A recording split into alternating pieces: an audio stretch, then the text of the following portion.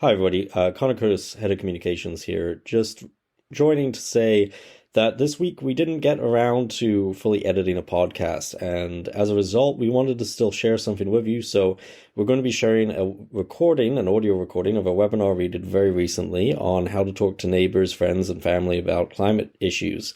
This is probably hopefully helpful to you. It does tie in a bit to our last podcast, which you should also definitely check out, communicating on climate change in your community. They're a really good complement to each other. So definitely listen into this webinar and then also listen into that earlier podcast. We had a very busy weekend here, which is part of the reason we're not getting around to doing a podcast. We had a pretty successful event in St. John's, Newfoundland, Labrador around carbon pricing, misinformation on the Bay du Nord oil project. And you can find out more about all of those by going to our website.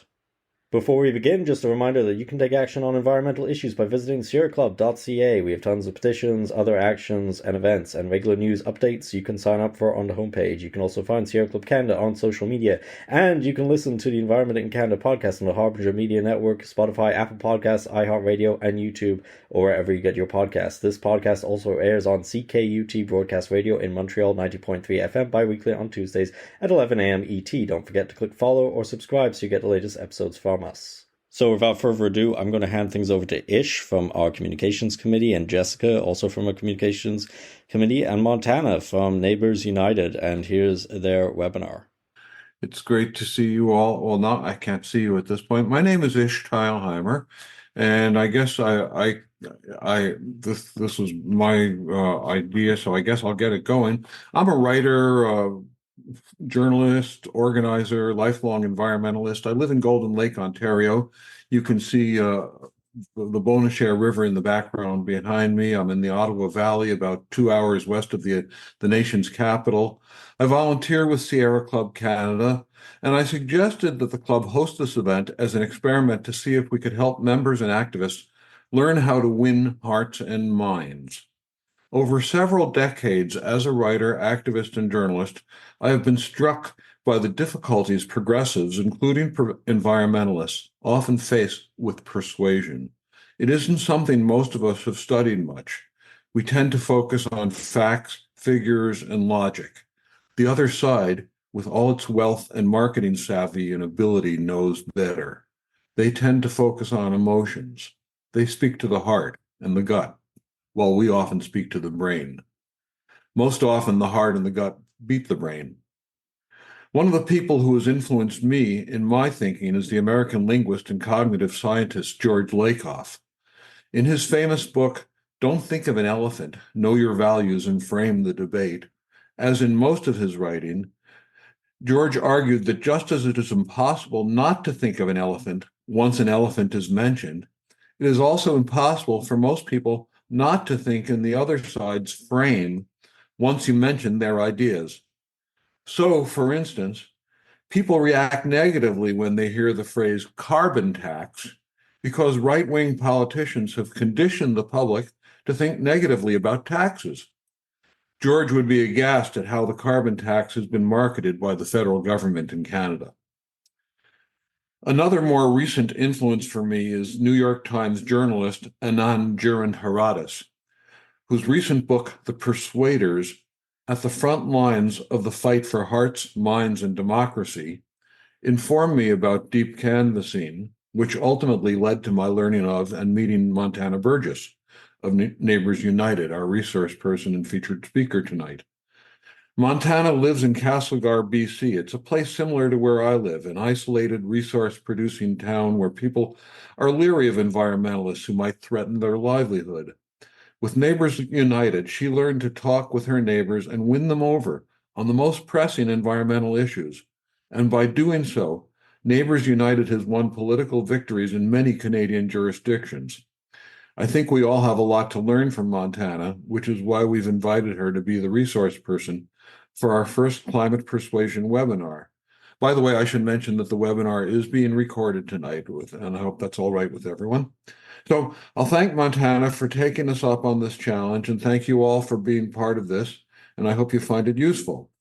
I want to introduce our co-host and the moderator for this webinar, Jessica Murray. She lives in Toronto. She's an outstanding activist in her own right, a thinker and a doer with a very creative mind, director of Sierra Club Canada's Ontario branch and co-host of the club's podcast, The Environment in Canada. I should have mentioned she resides in the so-called Toronto with her twins who are almost 4. Good evening, Jessica.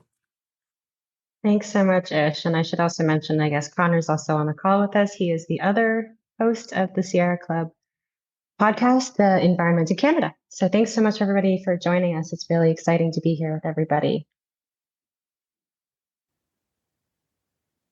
Hi, everyone. And so maybe we'll just switch over and allow Montana to share her slides. Are you able to do so, Montana? Yeah, as soon as you stop screen sharing. Perfect. There we go. Awesome. Great.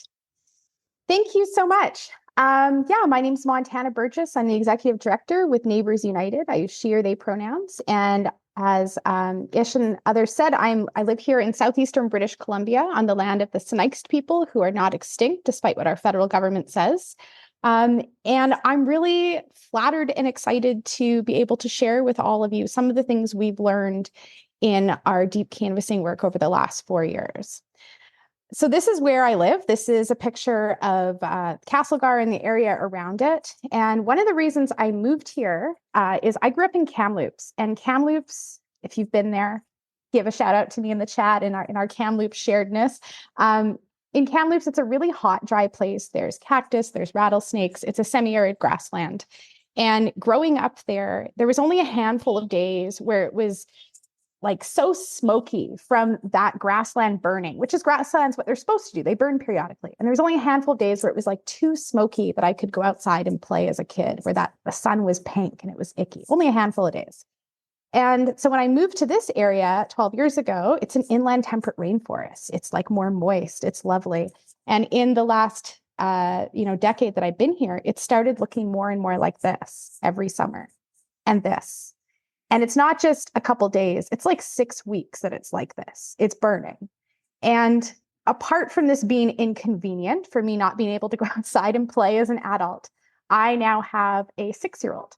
And when my 6-year-old was 2 years old, it was the day before Halloween, and she had a little cold. And I was putting her to bed that night, and she couldn't talk very well yet then, she was a little kid. And I was noticing her breathing was a real struggle that night. And she was waking up, she was crying, she wouldn't go to sleep, and the breathing was very shallow and quick. And I got anxious. I started Googling things, didn't look good. So I called 911.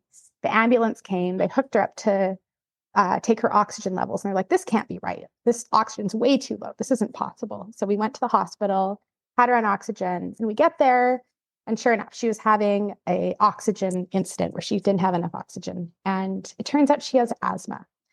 So, we manage it pretty well with puffers and other things. But every summer when it's like this, I'm terrified. I'm terrified to let her go outside. I have 2 air purifiers from Canadian Tire in my house. The first summer, then it was really smoky after she got diagnosed. I had like wet towels around the doors trying to keep the smoke out. It's so scary. And it's so unfair that in my childhood, I got to enjoy summers and have fun. And for 6 weeks of the year, I'm too scared to let her go outside. And this is how it looks. This is my stake in this. It's her life and her ability to breathe. And so I know some days this fight feels too hard. It feels impossible. It feels overwhelming.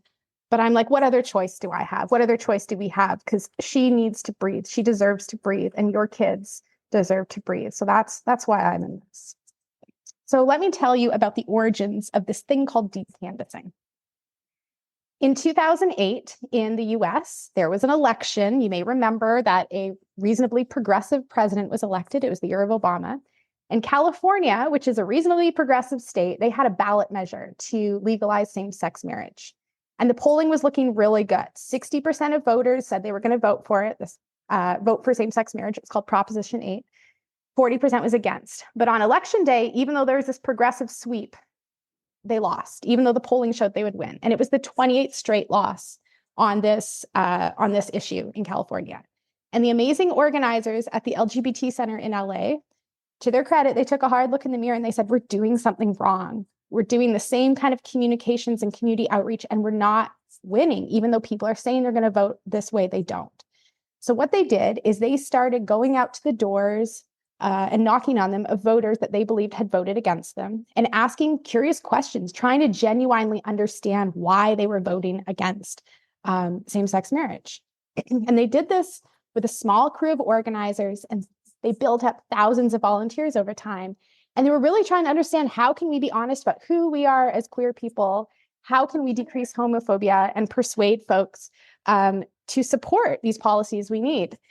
And this was the birth of deep canvassing. It's rooted in transformation of both the person you're talking to, the voter, and the person having the conversation, the canvasser.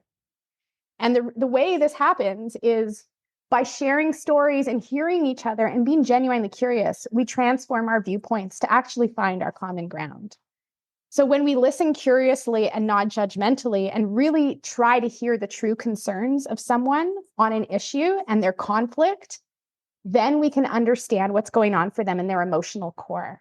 And then when we share stories about our lived experience in an issue, which is sometimes really hard to do, especially something like climate change, and when we encourage the person at the door to share their stories, we can get people in that lived experience and into their feelings, where we make decisions from, and out of what we call fact land, where we actually don't make decisions from, but it's often what polling shows us or the talking points we have. And the outcome of when we do this methodically in this method of deep canvassing, it's that people change their mind, and this change lasts, it's durable. So this has been studied by various researchers on various issues, notably David Brockman and Joshua Calla out of the US. And they've studied it on same-sex marriage, on transgender rights, on abortion, immigration. And then they did it also in the presidential race in the US on 2 candidates against each other.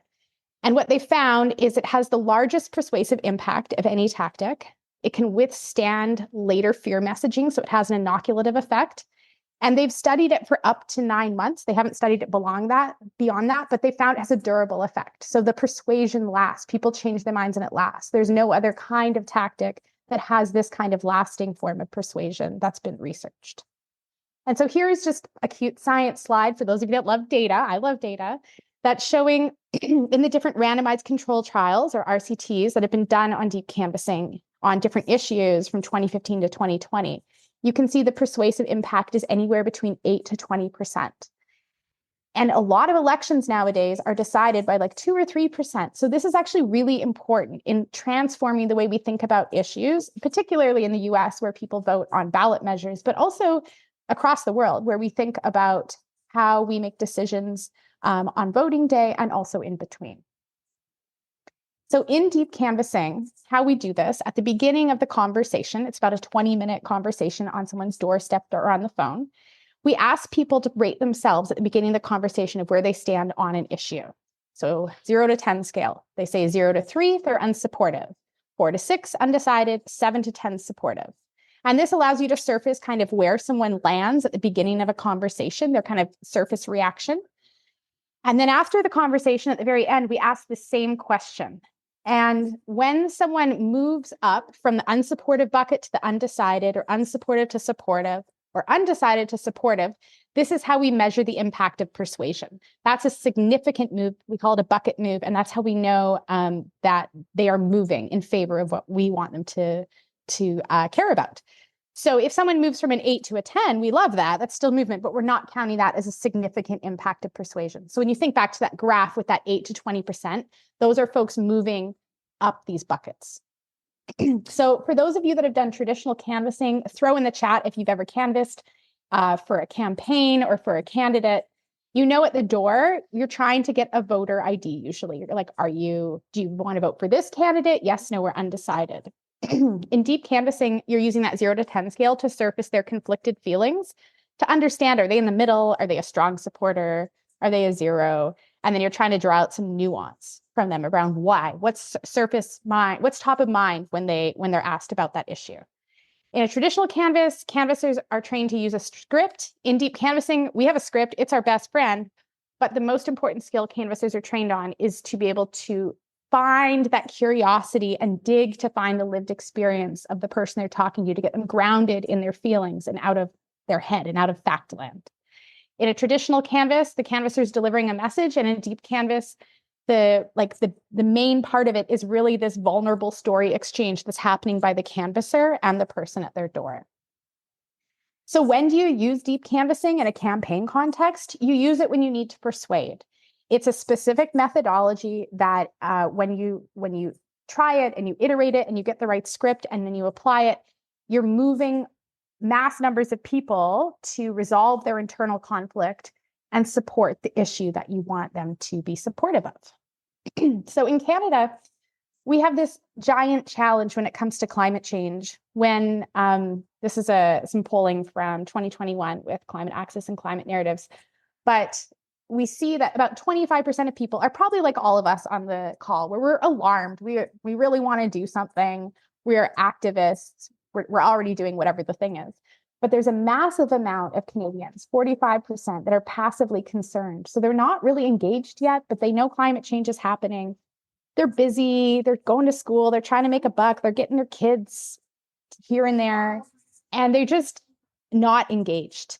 And we haven't done a great job, I believe, as environmentalists in trying to engage them in a way that works for them. So this is the group I think is very persuadable and that I like to think of deep canvassing as trying to reach.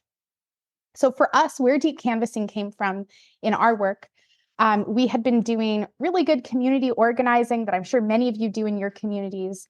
Starting after the Paris Agreement in 2015, we launched a campaign locally here in the West Kootenays, seeing that this message of 100% renewable energy is where we're going as a global community, and it's the end of the fossil fuel era. And we were like, well, great. In our communities here, let's try to get all of our local governments to commit to 100% renewable energy across community energy use, and do this by identifying enough supporters in each community so the city councils can't not pass this resolution. So, very standard community organizing. Identify your supporters, turn them out to show their support. And this was going great. We were getting wins and wins and wins across the region. And then when it came to this town Trail, if you've been to Trail, throw in the chat. I'd love to know if you've been to Trail. You see in this bottom picture here, the bottom right, this is a picture from downtown, and it's looking up at the smelter in town. And it's one of the world's largest zinc and lead smelters. And it's a town built around this smelter. It's a town in the 80s that became notorious because the lead levels in children were very high and kids were sick and dying. So it's a town that is a frontline community that is the classic jobs versus environment, and they butt heads. So when we started going in this community and saying, do you want to add your name in support of 100% renewable energy for your community? People were skeptical. They were conflicted because they're like, what does this mean for the smelter? We can't risk anything that could result in the smelter having to make changes. So we realized we actually had to persuade people. We had to help them resolve their conflict and help them come out the other side, realizing why this policy is what they should support. So we started deep canvassing, and we did a huge amount of trial and error on the script, which is the first step. And we ended up with a 40% persuasion rate. So I'm just going to tell you a little bit about the story of how we won in Trail. So we learned that we needed 3 key elements for success. We need a script that works as a roadmap for persuasive conversations, a core tool in deep canvassing.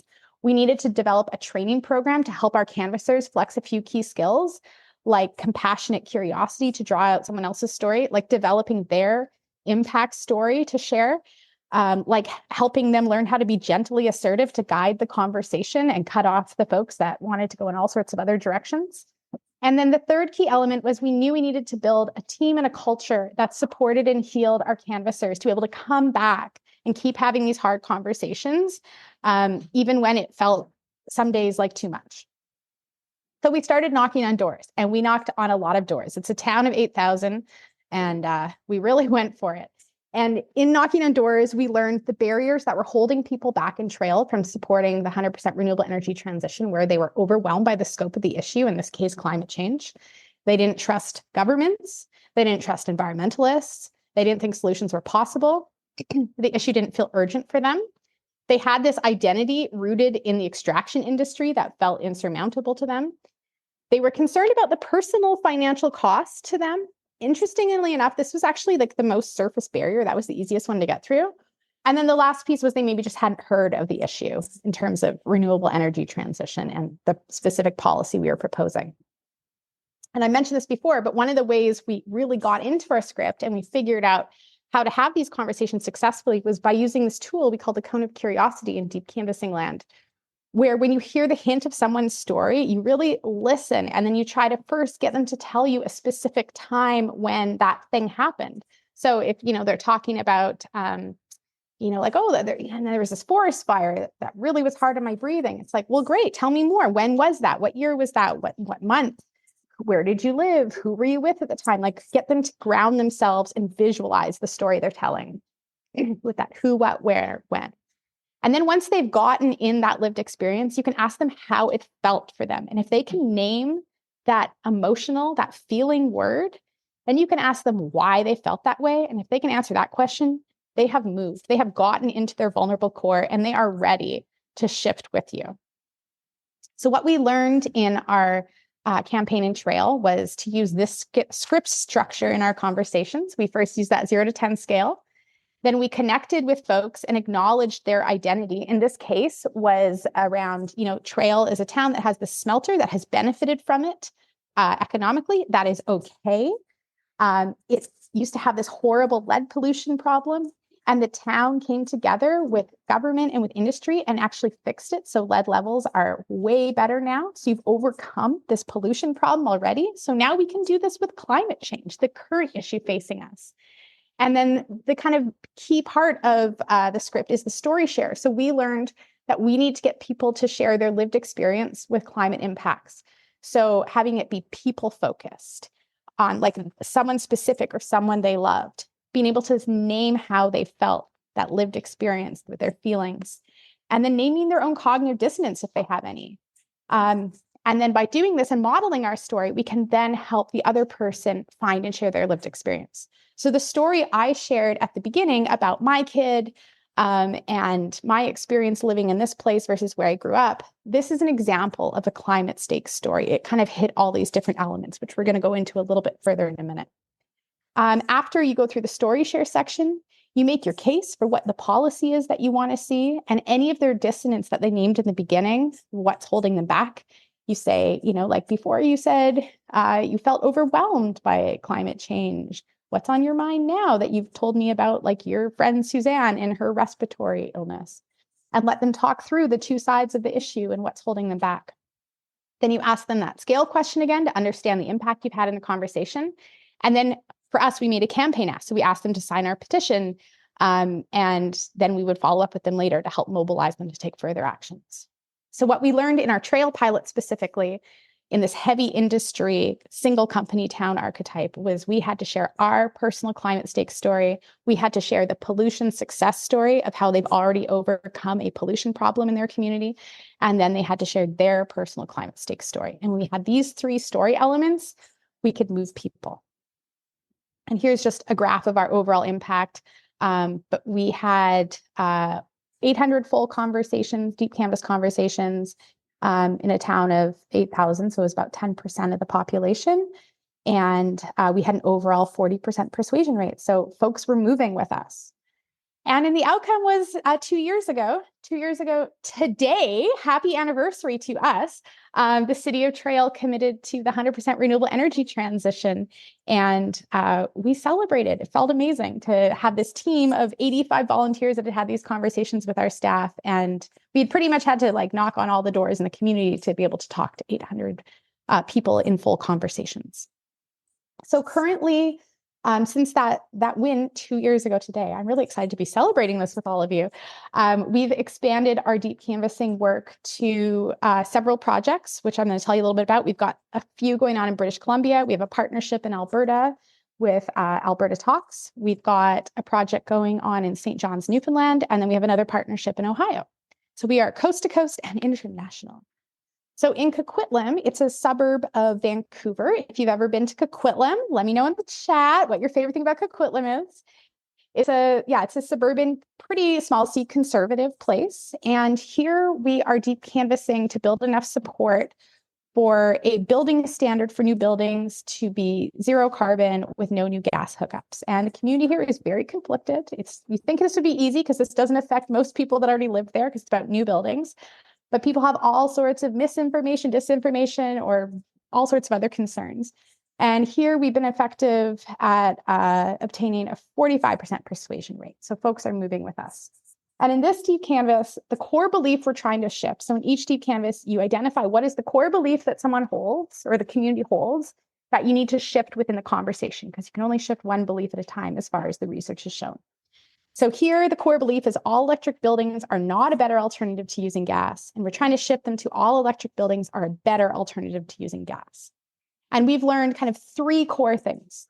The first, in a suburban community, it's quite different than a small town like Trail, where they don't have a clear-cut identity that's shared, and they don't have this pollution success story that the community is familiar with.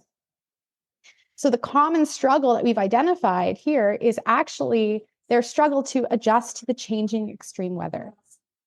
And in this deep canvas, again, we use a climate stake story. We help people get into their lived experience of how the smoke and the heat, how they're affecting folks, how they're affecting everyday people, and how we're experiencing changing climate, the changing climate, and how we're worried and how it's scary, or however that shows up for folks in their stories.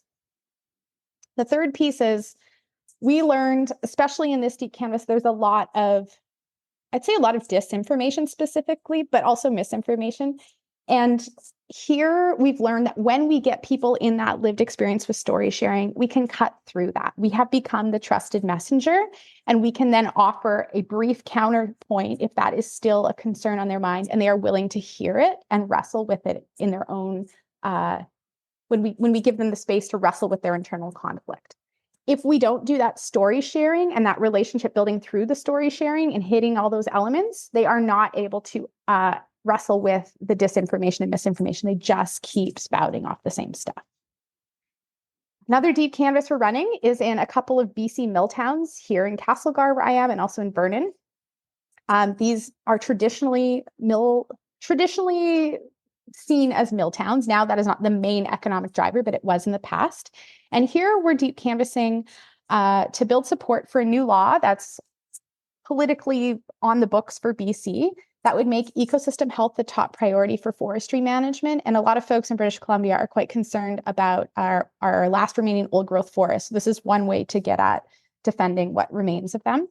So here we're deep canvassing. Our persuasion rate is 35.6%. And the core belief shift we're trying to make is taking people from thinking that prioritizing ecosystem health will be harmful to forestry workers to thinking that prioritizing ecosystem health will benefit the person that we are talking to, forestry workers, and their whole community.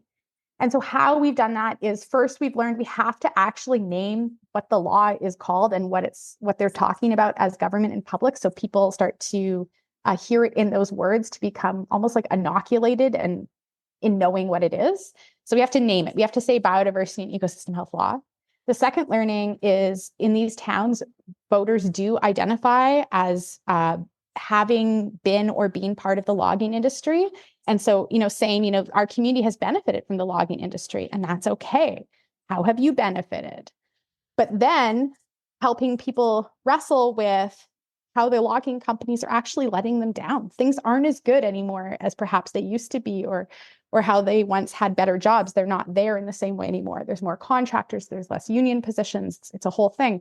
And so helping people get into their lived experience in the bad deal that people are actually getting in their communities around logging companies and logging helps them understand that this isn't about them, this is about the companies making changes. And they get really frustrated when they realize how unfair it is. And finally, the last learning from this project is helping them understand that we can have a new kind of balance. Balance is a word that's been co-opted by the big logging industry. And we're kind of taking it back. We're saying we need a new balance. We need something that works for ecosystem health and for our communities and our economies. And people get that, and they want that. And they understand that things aren't going very well out there in the communities and in ecosystems. So this is moving folks. The last one I wanted to just briefly tell you about is our partnership in Alberta with the Alberta Talks Project, which is a project of Alberta Environmental Network. And they did deep canvassing in the lead up to the Alberta election last year. And they were deep canvassing around ending tax breaks to oil and gas companies, not like a specific party issue, but they wanted to kind of get at the core of what's going on in Alberta. And then since then, they've pivoted to working on ending this renewables ban that the current government's put in. And here, again, we were working in a suburban area of Calgary, a couple of suburban communities outside on the outskirts of Calgary, small C conservative, maybe even big C conservative. And we were able to get a 38% persuasion rate.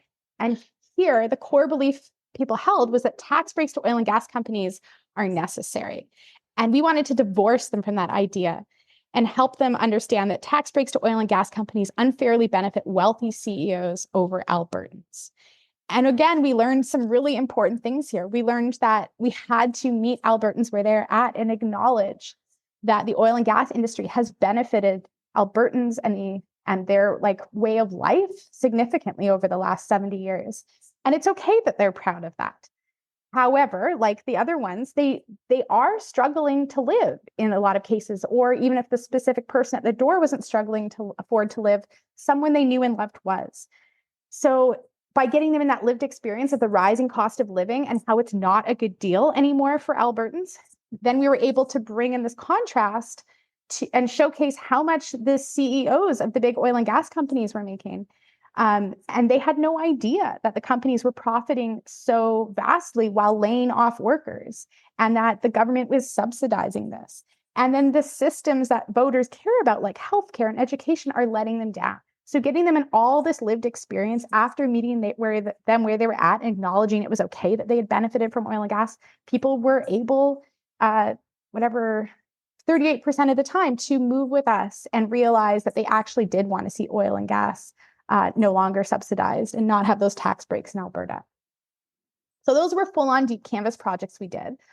I kind of want to put a shout out that you don't need to run a full-on deep canvassing program to use the principles of deep canvassing in your work. You could hear what core beliefs people hold that are different than yours, and you can use this for your mass communications. If you work for an organization that does broadcast communications, you can take those key learnings that I laid out and apply them. You can use it in conversations with your neighbors, with key stakeholders in your community, with whoever you think you need to find new common ground with, meet them where they're at and help them shift. And there's probably a whole bunch of other ways you can use them. So I invite you to think about that and throw that in the chat. We use our learnings in our communications work. And we always make sure how we do that is we apply the formula of telling someone's personal backstory, acknowledging their identity and their community and family connection to really ground the reader or the person we're communicating with in who this person is and how they're relatable to that audience. We then tell that person's climate stake story, again, much like I did at the beginning. So naming the impact of climate change that they have lived experience in, how they felt about it, making sure they name that feeling word. And then if they have any cognitive dissonance, it feels too late, but better late than never, help them name it and then resolve it to model how you can do that and overcome the barrier. And then having our communications be solutions focused has been really beneficial as well, where people are more motivated to want to get through reading it and feeling hopeful at the end that it's not too late and we still can do things. So showing solutions that communities are taking to solve a problem or trying or want to take has been a key part of our communications. And so how we do that is through our solutions journalism project, livinghere.ca. I'll drop that in the chat later. And we have articles. We have a video we did last year to test. And yeah, it's been great to see people respond that are not the classic environmentalists. It's that movable middle that is responding to this type of content. And we've seen actually a lot of our kind of environmentalist choir not like this content and maybe be upset with us because it's not hitting our values, it's hitting the movable middle's values. And I think that's what we need to do more of to broaden the movement. So some kind of takeaways for you when you're thinking about building your impact story of how climate change or how whatever your issue is affecting you, think about these elements. Think about some nostalgia. What's the before and the after of how you've experienced the changing climate or whatever the environmental issue is you're tackling? So for me, in my opening story, I talked about how things were growing up in Kamloops when I was a kid, and then how things are now where I live in Castlegar, and how it shouldn't be that way because of the ecosystem types. Make sure it's people-centered. So don't talk about the trees, talk about you or your loved one and how the thing is impacting you. Name your feelings. It's so hard for us to do, to name our feelings, and it takes practice. But did it make you feel sad? For me, I talked about feeling scared or terrified, I think was the word I used when thinking about my child, and the smoke impacts on her. And then if you have cognitive dissonance, we all do, name it and resolve it to show how to overcome barriers. So again, like it feels too late, but it's better late than never, or something like that. So the last thing I want to leave you with is, if you forget everything that happened tonight in this conversation, I want you to remember these things. I want to challenge us to get out of fact land. More data and info does not win the arguments. It just reinforces what we already believe. So if we want to change someone's mind, we need to get into story sharing land or feelings land. We need to meet people where they're at and acknowledge their identities. And it's okay if they benefited from resource extraction in the past.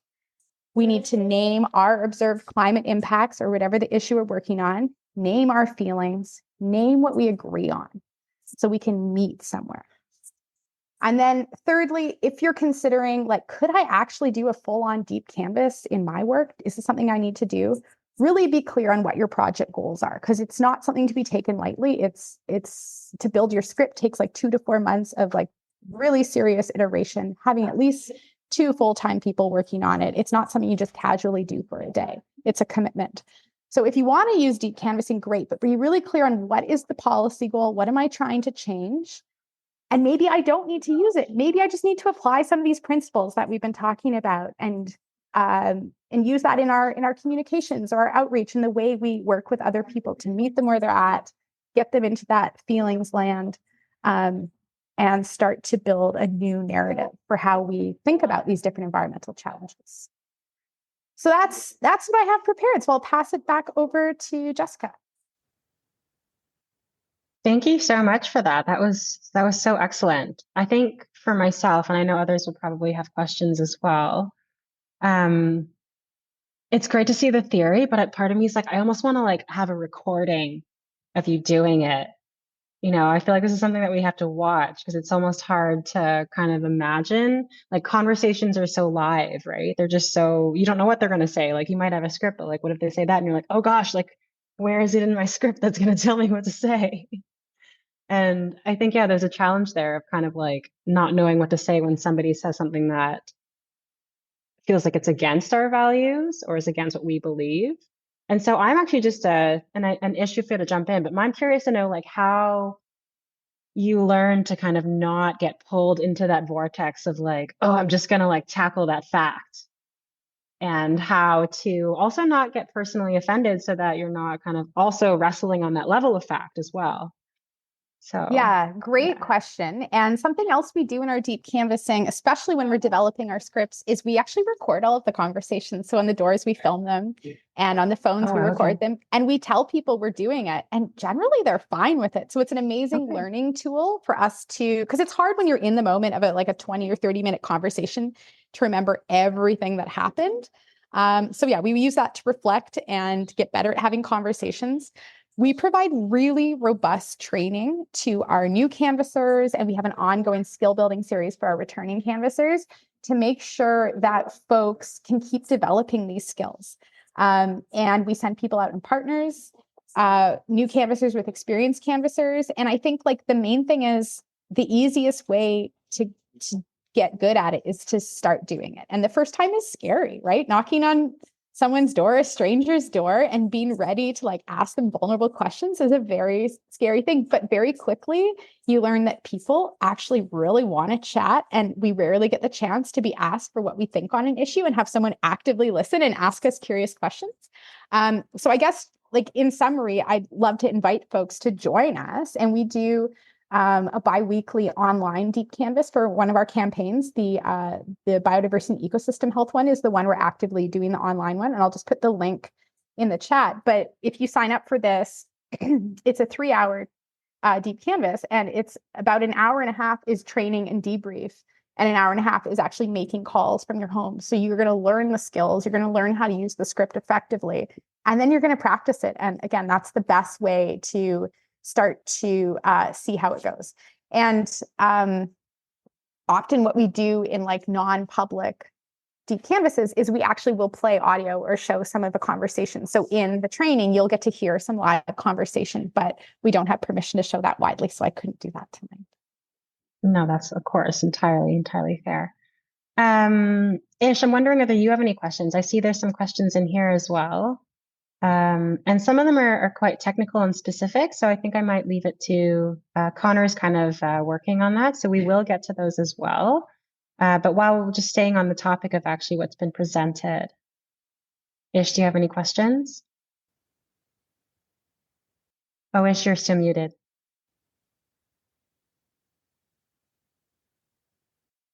Oh, still muted. So while you're figuring that out, Ingrid, what are you saying about the recording? So we're recording it because Okay. exactly some of there we go. No, So I'm unmuted now. Okay, thank you, Jessica, Yeah. and thank you, Montana, for sure.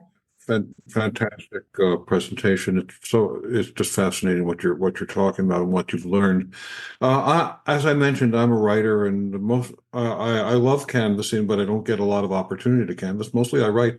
I'd love it if you talk a little bit more about how you apply the principles of deep canvassing to mass communications, to written communications, or spoken communications. Yeah, happy to. So the first thing I'm going to do is I'm going to drop another link in the chat where we have released a playbook and toolkit that captures our lessons learned from our trail deep canvas, our Coquitlam all electric building deep canvas, our biodiversity and ecosystem health deep canvas, and our Alberta partnership on ending tax breaks to oil and gas companies deep canvas. And in these, the reason I bring this up now is there is recommended communications frames and sample messages to use on these issues and these types of communities that we've learned from the conversation. So please go ahead and apply to download it, and our staff will approve that. If you don't have an organization that you're affiliated with, just put in the organization like Sierra Club Canada webinar, so we know you came from here. So how we apply that to our mass communication. So I think the best example is our Living Here magazine, which I've just put in there. And what we do is it is like a journalism project where we profile different people. So one of our favorite stories is this guy, Mark Jenner, who actually lives in this area in Castlegar. He's one that we have an article on our website from, and we also did the video on him last year. And he's an oil and gas worker who has done full solar panels on his house, has an EV, he lives rurally. He has like all these attributes that you wouldn't think of as someone who's doing the electric thing, but he wants to do it for a bunch of the values that we hold as rural and small town Canadians: self-reliance, control of your home and your family and resources to make sure you can control what's happening in the changing economy, not having to worry about what the government's doing, you're protecting your family. So these are kind of the values he leans into for why he's done this. But the end result is the same as the things we all share: having cleaner energy and not having to rely on oil and gas for our homes. So in the storytelling we do with Mark, we spent a lot of time interviewing him and asking different questions to find out like why this was important to him.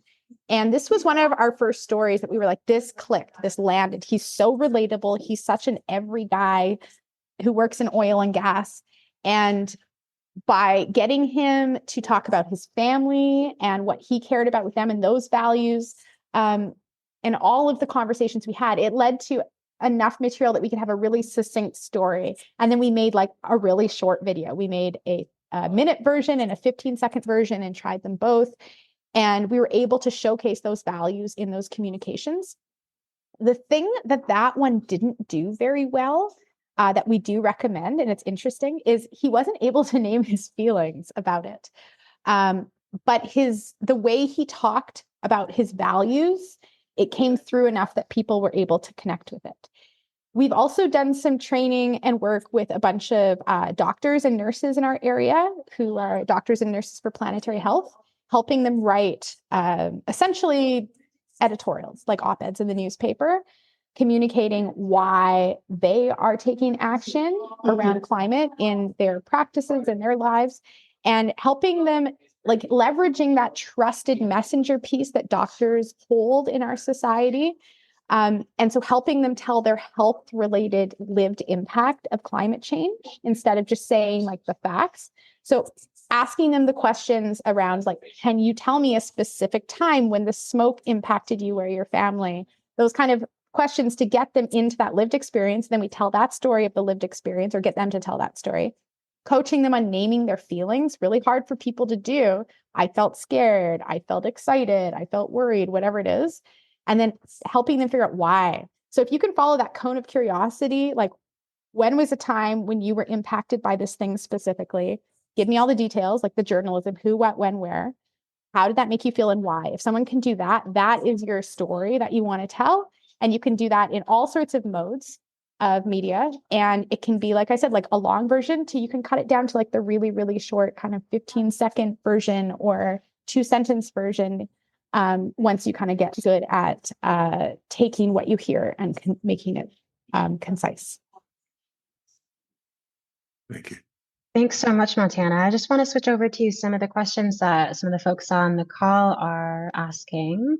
How would you approach the idea of legislating the right to a clean environment? That's from Karen Rogers. Thanks so much, Karen.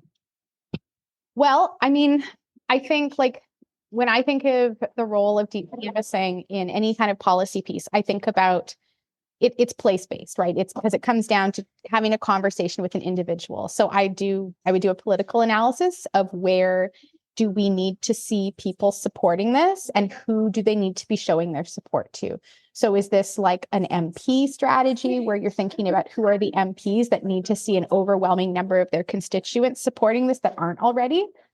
Generally, I recommend not using deep canvassing in a place like downtown Toronto or downtown Vancouver. We usually don't need to persuade people in those places. We just need to organize enough of them to show up to do the thing. But so thinking about where persuasion's needed, who are the leaders, the decision makers that need to see the support from their constituents, then how do we engage the constituents to show their support?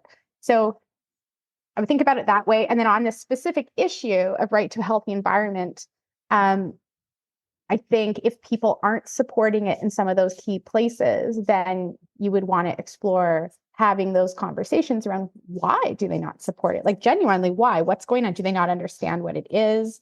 Do they not like those words? Did that not make sense to them? Are they like, what does that actually mean? Like, who knows what's going on? So asking those exploratory questions, being genuinely curious to understand what's holding them back would be the first step in figuring out how to engage with people to shift their beliefs. Yeah, I'm really hearing kind of the skill set of remaining in that space of curiosity, which I think is hard when we were like wanting to hear something that agrees with us a bit better. So yeah, thank you for sharing that. The next, let me see here. Ingrid was asking, what do you say about the recording? So like when you are doing the recording, are people usually kind of curious as to like, oh, like what's it for? Or is it usually like we're recording and there's like a non-issue? We always say we're recording for things like training and safety, which is true. That's what we use it for, to both for our individual canvassers to get better at having the conversations, and then also to train other canvassers how to have the conversations. And it's great to record things for safety too, because, you know, very, very, very rarely, but you'll have someone who's like kind of very hostile, but like it's never happened in my time to me. Maybe one person in our whole canvas ever. So it's good to have like a backup just in case something happened, but mostly it's for training. And people, yeah, if you act confident and like what you are doing is the most normal thing in the world, filming someone on a Sunday morning in their bathrobe on the porch, having a 20-minute conversation, most people will just be like, okay, yeah, this is normal. We're doing this. Confidence goes a long way. I love that. That's really, really funny. And I mean, yeah, I hadn't thought about that with the safety issue, because like when you know you're being recorded, you're kind of like, okay, you know, it might mean that people behave a little bit better. So another question from Ole Hendrickson. He's a scientist and he lives in Factland. He says, I don't see myself doing deep canvassing. I have an extensive background in biodiversity and ecology in particular. Is there any way my skills can help with deep canvassing? I mean, in any campaign design you're doing, you need research, right? And you need to understand the issue you're doing, and if you even need to deep canvass or or whatever is going on. So in the biodiversity and ecosystem health law for BC campaign I talked about, where we're deep canvassing, there's a bunch of other groups working collaboratively through Organizing for Change, a group in British Columbia that's kind of like a network host on different tactics, provincial tactics for the campaign. So some people are doing government relations, some people are doing existing supporter communications and mobilizations, some people are doing bigger communications to other supporters.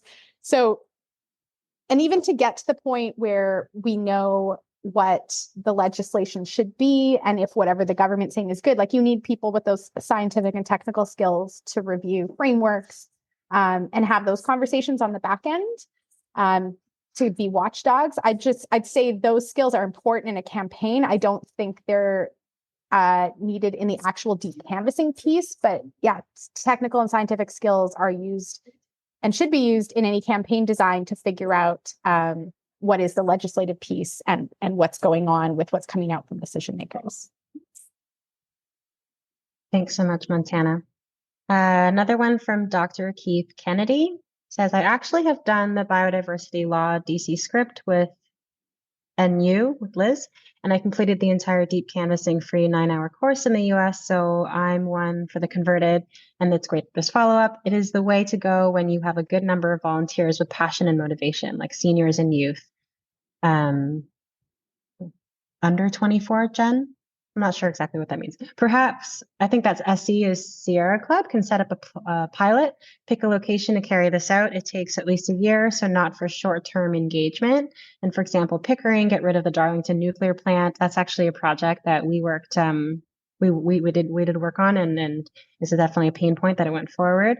Or perhaps something less controversial, like stop the NSWF, near surface waste facility. I think that's what that is. Storage of low and mid-level nuclear waste in Chalk River. Also a project that Ole Hendrickson, who's also on this call, is also working on and has been working on for about a decade now. I'm out from the Ottawa River. Keith Kennedy, OBO, Suzuki Elders, and SCAN in Niagara on the Lake. Yeah, I don't know if you want to respond to that. Thank you for joining us. That's so great. I love that you've done all that. That's amazing. We need more people to have these skill sets, whether they're deep canvassing or just in their communities, knowing how to have harder conversations with folks. I think this isn't at all what you were asking or saying, but I think something to note is like, you can also do deep canvassing with paid teams. And we're doing that in our Coquitlam campaign. To have conversations quicker, because otherwise your organizers are spending time recruiting volunteers and retaining them and building those relationships versus having conversations. So it's just a strategic question about how to use resources and what's your timeline, what are your goals, all those kind of campaign design things.